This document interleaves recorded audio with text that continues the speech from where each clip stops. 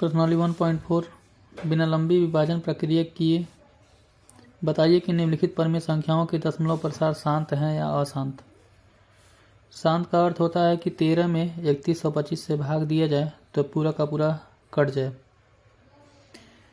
तो 13 में 3125 से भाग तो दे सकते हैं, लेकिन लिखा है प्रश्न में कि बिना लंबी विभाजन प्रक्रिया किए, यानी हमको लंबा भाग देने की प्रक्रिया नहीं करना है, शॉर्ट में करना है। तो शॉर्ट में करने के लिए हमें हर में ये चेक करना होता है कि हर में 2, 5 या 2 5 10, यानी 2 या तो 2 हो या तो 5 हो या तो 2 और 5 दोनों हो, नहीं तो 10 हो। यानी अगर 2 और 5 केवल 2 या केवल 5 या केवल 2 और 5 दोनों हो एक साथ, तब तो ये पूरा का पूरा कट जाएगा। हर में अगर कहीं 3 आया, 7 आया, 11 आया, 13 आया, तो ये संख्या कभी भी शांत नहीं होगा, यानी कभी भी शेषफल इसका शून्य नहीं आएगा। तो ये देखिए 3125 है, तो इसमें 5 ही मिलेगा हर में, 5 5 गुणे 5 गुणे 5 गुणे 5 करके ही आएगा। यानी 3125 का लॉस जब हम निकालेंगे तो 5 से ही कटने वाली संख्या है। 5 2 7 1 8 3 11, यानी 5 से ही कटेगा, यानी ये शांत होगा। यहाँ हर में केवल 2 ही आएगा, 2 गुणे 2 गुणे 2, तो ये भी शांत होगा। यहाँ पे 5 9 45, 5 एकम 5, तो 17 3 51 91, यानी 5 9 45, 5 एकम 5। तो इसका भी लॉसन निकालें, और लॉसन निकालने के बाद 5 तो आएगा। अगर 3 आ गया, 7 आ गया, 11 आ गया, तो कभी भी ये जो है शांत नहीं होगा। देखते हैं 13/3125 है बराबर 13 देखिए यहाँ पे 3125 का हम एलसीएम निकाले हैं। यहाँ पे एलसीएम निकाला गया तो पाया गया है कि सारी संख्याएं 5 से ही कटी हैं। 3125 का लघुत्तम निकाला गया है, तो 5 5 बार है, तो लिखा हमने हर में 5 5 बार है। और यहाँ पे देखिए 2 नहीं है, तो हमने कहा कि चलिए 2 नहीं है तो गुणे में 1 छिपा ही होता है। यहाँ गुणे में 1 छिपा होता है, हर एक संख्या के गुणे में 1 होता है, तो 1 की जगह हम 2 पे 0 लिख सकते हैं, क्योंकि 2 पे 0 का मान 1 होता है, 1 सबके बीच में गुणा होता है। तो हम कहेंगे चूँकि हर 2 पे n और 5 पे m के रूप का है, चूँकि हर 2 पे n और 5 पे m के रूप का है, इसलिए ये जो होगा शांत होगा। यदि हर में 2 पे n और 5 पे m के रूप का है तो ये पूरी संख्या शांत होगी, यानी 13 में 3125 से भाग देने के बाद पूरा का पूरा कट जाएगा। तो इस लाइन में हम बस इतना ही लिखेंगे, क्योंकि हर 2 पे n इंटू 5 पे m के रूप का है, और इसलिए 13/3125 शांत होगा।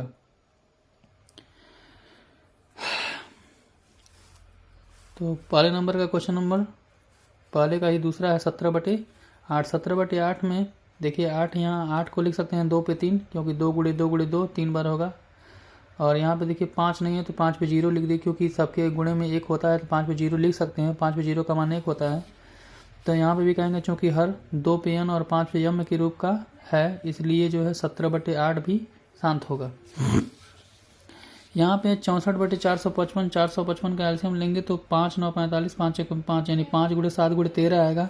क्योंकि हर में 5 तो है, लेकिन 7 और 13 आ रहा है, जो कभी भी ये संख्या पूरा का पूरा काट नहीं पाएंगे। तो हम कहेंगे चूँकि हर 2 पे n और 5 पे m के रूप का नहीं है, इसलिए जो है 64/455 शांत नहीं होगा। ठीक।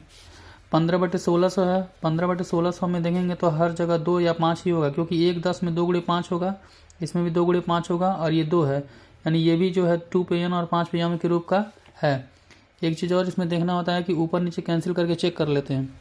कभी कभार ऊपर नीचे कैंसिल करके चेक कर लेते हैं, कभी कभार नीचे 3 रह जाता है, तो 3 से ऊपर नीचे कट जाता है किसी किसी सवाल में। तो हम कैंसिल करके जो बचेगा उसमें चेक करेंगे कि हर 2 पे n और 5 पे m के रूप का है कि नहीं है। अगर है तो शांत होगा, अगर नहीं है तो शांत नहीं होगा। यहाँ पर देखिए हर 2 पे n और 5 पे m के रूप का है, अतः यह शांत होगा। ठीक।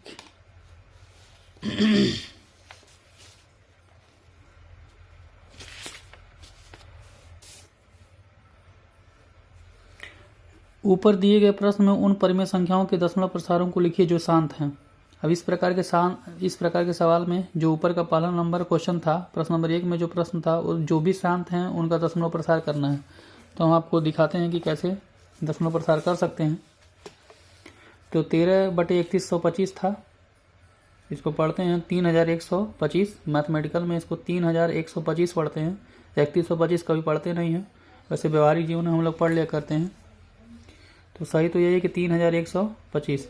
तो 13 यानी 13 में 3125 से भाग देंगे तो शांत है कि नहीं है। फिलहाल हम चेक कर चुके हैं कि शांत है कि नहीं है, लेकिन देखते हैं कि दशमलव में कैसे प्रसार किया जा सकता है। तो ये आया था 5 पे 5, 3125 को लिख सकते हैं 5 पे 5, यानी 5 कितनी बार है, 5 बार है। हमें पता है कि 1 10 में 1 2 1 5 होता है, तो 1 10 में 1 2 1 5 होता है, तो ये 5 बार है। तो अगर 2 भी 5 बार हो तो नीचे वाला हिस्सा सब 10 बन जाएगा, यानी 1 10 में 1 2 1 5 होता है, तो 5 बार है, यानी 5 गुणे 5 गुणे 5 गुणे 5 5 बार है। तो यदि मान लीजिए कि 1 5 है, 1 5, तो 1 5 को 10 बनाने के लिए कम से कम हमको 1 5 को 10 बनाने के लिए 1 2 की जरूरत पड़ती है। तो 5 अगर 5 बार है तो हमको 5 2 की जरूरत पड़ेगी, यानी 2 5 10 2 5 10 2 5 10 2 5 10, और एक और 5 है तो एक और 2 की जरूरत पड़ेगी, यानी 5 अगर 5 बार है तो कम से कम 5 बार 2 की जरूरत पड़ी है। तो जिस संख्या से नीचे गुणा करते हैं उसी संख्या से ऊपर भी कर देते हैं। तो नीचे वाली संख्या 5 बार 5 5 बार 2, इसका मतलब है कि 5 10 आएगा, तो 1 10 में 1 0 1 0 2 0 3 0 4 0 5 0, 1 10 में 1 0 होता है, तो 5 10 है तो 5 0 होगा। अब 1 2 3 4 5, ये 2 5 बार है, तो 2 को 5 बार हम गुणा कर लेते हैं, 2 गुणे 2 गुणे 2 गुणे 5 बार, और गुणा करके 13 में हम गुणा करके लिख देंगे 4 से 16। नीचे 5 0 है तो नीचे 5 0 है तो 5 0 को काट करके हम ऊपर 5 अंक के पहले दशमलव लगा देंगे, 1 अंक 2 अंक 3 अंक 4 अंक और 5 अंक, यानी 4 अंक 5 अंक, 5 अंक के पहले दशमलव लगा देंगे। दशमलव के पहले कोई संख्या ना हो तो एक पूर्ण संख्या ले लेते हैं। इसी प्रकार दूसरा नंबर प्रश्न था 17/8। तो 17/8 को अगर हम सॉल्व करते हैं तो 17/8 है 2 गुणे 2 गुणे 2, यानी 17/2 3 बार है, 1 2 3। तो 1 2 को 10 बनाने के लिए 1 5 की जरूरत, दूसरे 2 को 10 बनाने के दूसरे 5 की जरूरत, तीसरे 2 को 10 बनाने के तीसरे 5 की जरूरत, यानी 5 गुणे 5 गुणे 5 ऊपर भी गुणा कर देंगे ताकि मान में कोई परिवर्तन न रहे। तो 5 5 25 5 125, यानी हो जाएगा 17 गुणे 125 बटे 2 5 10, फिर 2 5 10 में 1 0, फिर 2 5 10, यानी 3 बार 0। अब यहाँ पे इसको गुणा करके चेक कर लेते हैं कितना आ रहा है। तो 17 गुणे 125, 17 5 85 की 5 हासिल बना 8, और 17 गुणे 34 34 और 8 8 4 12 2 हासिल बना 1, 8 4 12 2 हासिल बना 1, और 3 1 4, और 17 कम 17, यानी कि 17 5 85 के 5 हासिल बना 8, और 17 दूना 34, 8 4 12 2 हासिल बना 1, 3 1 4, तो 2 लिख दिए, हासिल बना 4, और 17 कम 17, 7 4 11, 7 4 11 और 1 1 2, यानी हो जाएगा 2125। तो 2125 अगर हो जाता है तो 1000 हो जाएगा, यानी 1 2 3 3 0, यानी 3 अंक के बाद दशमलव 1 2 3, यहाँ दशमलव आ जाएगा, नहीं हो जाएगा 2.125। ये देखिए पूरा पूरा कट गया, तो कहेंगे तो ये क्या है, शांत है। तो शांत दशमलव निकल गया। इस प्रकार 17/8 भी हो गया। हमारे लिए क्वेश्चन नंबर 4 भी शांत था। ये क्वेश्चन नंबर 4 आपका शांत है। तो ये आपका प्रश्न है कि 15/1600, 15/1600, क्योंकि 3 वाला शांत नहीं था, 4 शांत है। तो इस सवाल में देखिए 15/16 को लिख सकते हैं 2 दूना 4 दूना 8 दूना 16, बाकी 2 10 है ही, तो इसको नहीं कुछ करना है, ऐसे रहने दीजिए। तो 2 दूना 4 दूना 8 दूना 16, एक 2 को 10 बनाने के लिए एक 5 की ज़रूरत, तो एक 5 ऊपर भी कर दीजिए भाई। दूसरे 2 को 10 बनाने के लिए एक 5 की ज़रूरत, तो दूसरा 5 ऊपर भी कर दीजिए। तीसरे 2 को 10 बनाने के लिए एक 5 की ज़रूरत, तीसरे 5 के ऊपर भी कर दीजिए। चौथे 2 को 10 बनाने के लिए एक 5 की ज़रूरत, तो ऊपर भी एक 5 कर, यानी 4 5 नीचे गुणा किए, क्योंकि 4 ठो 2 हैं तो 4 5 नीचे का गुणा कर दिए, 4 5 ऊपर भी कर दिए ताकि मान में परिवर्तन न रहे। तो ये हो जाएगा 5 5 25 25 125 फिर 625, यानी हो जाएगा 15 गुणे 625। और 4 5 है तो 4 2 हैं, तो 4 ठो 0 ये हो जाएगा 1 2 3 4 और 2 0 ये 6 0। तो 15 5 75 के 5 हासिल बना 7, अब 15 2 30 7 37 7 हासिल बना 3, अब 15 छक्का 90 90 3 93। 1 2 3 4 5 6, 1 2 3 4 5 6, 6 0 है, तो 6 0 है तो 6 अंक के बाद दशमलव लगाएंगे, तो 1 अंक 2 अंक 3 अंक 4 अंक 5 6, 6 अंक के पहले दशमलव, 6 अंक के बाद दशमलव लगाएंगे। और दशमलव के बाद अगर कोई संख्या ना हो तो हम 0 लिख लेते हैं, क्योंकि 0 एक पूर्ण संख्या है। तो देखिए ये भी शांत हो गया, ज़्यादा मेहनत नहीं किया गया, यहाँ पे ज़्यादा कोई मेहनत का कार्य नहीं है। इस प्रकार क्वेश्चन नंबर 3 है। क्वेश्चन नंबर 3 में लिखा है कि कुछ वास्तविक संख्याओं के दशमलव प्रसार नीचे दर्शाए गए हैं। प्रत्येक स्थिति के लिए निर्धारित कीजिए कि यह संख्या परिमेय संख्या है या नहीं है। यदि यह परिमेय संख्या है तो P/Q के रूप की है, तो Q के अभाज्य गुणनखंडों के बारे में आप क्या कह सकते हैं। तो क्वेश्चन नंबर आपका 1 है, इसको लिखते हैं क्वेश्चन नंबर 1 को। तो आपका तीसरा का क्वेश्चन नंबर 1 है, लिखा 43.123456789। अब जानते हैं इसके बटे 1 लिख सकते हैं, दशमलव हटा लीजिए यहाँ से, ऐसे हटा देंगे 1 2 3 4 5 6 7 8 9, 9 के बाद दशमलव है तो 9 ठो 0 ले लेंगे, 1 2 3 4 5 6 7 8 9। ठीक है, तो ये हो गया P/Q के रूप में। तो ये आपका चूंकि P/Q के रूप में हो गया, चूंकि ये जो परिमेय संख्या है, परिमेय संख्या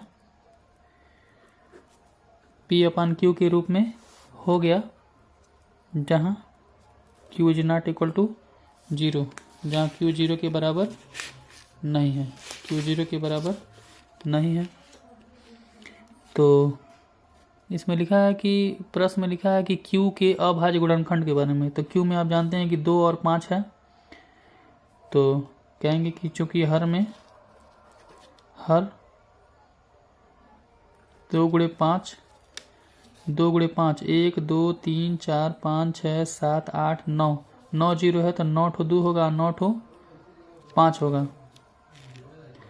तो हर 2 पे 9 5 पे n के रूप का होगा, के रूप का होगा। तो 2 और 5 के रूप में अभाज्य गुणनखंडन के रूप में हो गया, तो इसका अभाज्य गुणनखंडन जो होगा 2 और 5 के रूप में होगा। इसी प्रकार अगला भी क्वेश्चन हम करेंगे 3 का दूसरा नंबर है। 3 का दूसरा नंबर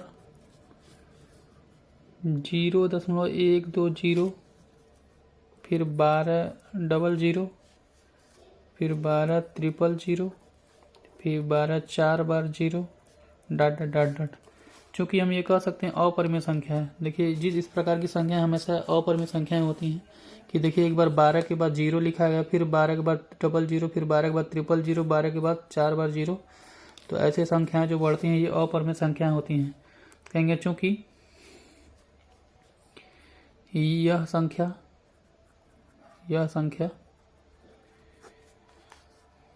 अपरिमेय है तथा इसे P/Q के रूप में नहीं लिख सकते, के रूप में नहीं लिख सकते,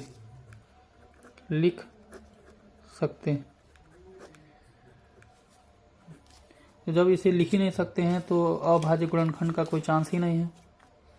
इसे अभाज्य गुणनखंड का कोई चांस नहीं है। अपरिमेय संख्या पहचान करने का सबसे अच्छा तरीका, दशमलव के बाद देखिए 1 2 है, फिर 1 0, फिर 1 2 के बाद डबल 0, फिर 1 2 के बाद ट्रिपल 0, फिर 1 2 के बाद 4 बार 0। इस प्रकार अपरिमेय संख्याएं लिखी जाती हैं। उसके बाद तीसरा का क्वेश्चन नंबर 3 है 43.1 2 3 4 5 6 7 8 9। इस संख्याओं पे 12। इस संख्याओं को देखिए हम कैसे लगाते हैं, भिन्न के रूप में बनाना है। तो इस संख्या में 43 1 2 3 4 5 6 7 8 9 ये है। इसमें से हम जिस पे बार नहीं उसको घटा लेते हैं। 43 को घटा लिए बटे जितनी संख्याओं पे बार है उतना 9। 1 2 3 4 5 6 7 8 9। इस संख्या को नहीं लेते हैं हम, खाली इसी संख्या को लेंगे, लेकिन 43 को घटा देंगे। तो 9 में से 3 जाएगा 6, 8 में से 4 जाएगा 4, 7 6 5 4 3 2 1 4 3 और बटे 1 2 3 4 5 6 7 8 9 संख्याएं थी। अब देखिए चूंकि हर जो है, हर में 3 और 1 1 है, तो अगर 9 दूना 18 9 3 9 36 9 55 9 54 9 63 9 72 9 81 कहा जाता है। 81 जो है 3 से कट जाएगा। 81 जो है 3 से कट जाएगा, तो ये संख्या 3 से कटेगी। अगर मान लीजिए 1 2 3 4 5 6 7 8 9, तो 1 2 9 है, 9 बार 1 है, तो ये संख्या 3 से ही कटने वाली है। और फिर लास्ट में अन्य संख्याओं से भी कट सकती है। लाइए चेक करते हैं, एलसीएम लेते हैं। हम एलसीएम लेते हैं तो 3 से भाग देंगे तो 3 3 9 3 3 9 3 3 9 बार होगा। फिर 3 से भाग देंगे तो 3 9 बार 1 होगा। तो 1 2 3 4 5 6 7 8 9 है, इसका मतलब 3 से ये भी कटेगा। तो 3 3 9 और 3 7 21 0, 3 3 9 9 2 11, 3 3 9 9 2 11 21, 3 7 21, 1 0 का भाग नहीं जाएगा, फिर 11, तो 3 3 9 और 3 7 21, फिर 0, 3 3 9 3 7 21, 2 2 4 2 6 2 8, तो 7 3 10 10 2 20 10 3 30 30 आ रहा है। 30 फिर 3 से कटेगा। तो आगे ऐसे बढ़ते जाएंगे, आगे ऐसे भाग दे लीजिएगा इसको, इसमें भाग दे लीजिएगा इसको, जो भी आएगा लिख दीजिएगा। फिर यहाँ पे 3 से कट जाएगा। तो हम कहेंगे चूंकि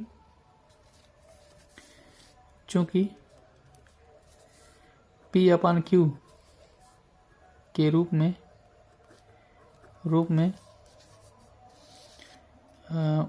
में प्रश्न को लिखा जा सकता है। मतलब जो तथ्य दिया है, फैक्ट दिया है, इसे लिखा जा सकता है। हम ये कह सकते हैं कि ये जो दशमलव प्रसार है, इसको हम P/Q के रूप में लिख सकते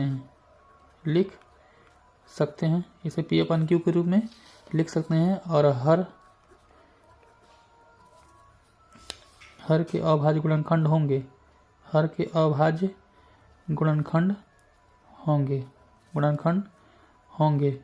अब क्या होंगे भाई, ये देखा जाए तो हर में अगर देखा जाए यहाँ पे, तो हर में देखिए हम 3 से भाग देते आए हैं यहाँ पर। और यहाँ पे और आगे पहाड़ा अगर जाता है तो और भी भाग यहाँ पे ले जाएंगे। और जब भाग यदि नहीं जाए तो एक तो आपका 3 अभाज्य गुणनखंड होगा, और ये भी एक अभाज्य संख्या ही हो सकता है। अगर भाग नहीं जाता है तो ये भी एक अभाज्य संख्या होगा। तो इस प्रकार हम अभाज्य गुणनखंडन के रूप में लिख सकते हैं, हर को अभाज्य गुणनखंडन के रूप में लिख सकते हैं। 9 7 16 16 16 और 16 6 22 22 5 27 27 और 3 30 31 31 3 34 34 1 35 35 36 37 37 जो है 3 से नहीं कटता, यानी ये संख्या 3 से नहीं कटने वाला है। तो अगर ये संख्या किसी से भी न कटे तो यही एक अभाज्य गुणनखंड में आ जाएगा। इसकी भी गिनती एक अभाज्य गुणनखंड के रूप में हो जाएगा। ठीक है, ये मिलते हैं नेक्स्ट वीडियो में। तब तक के लिए अलविदा।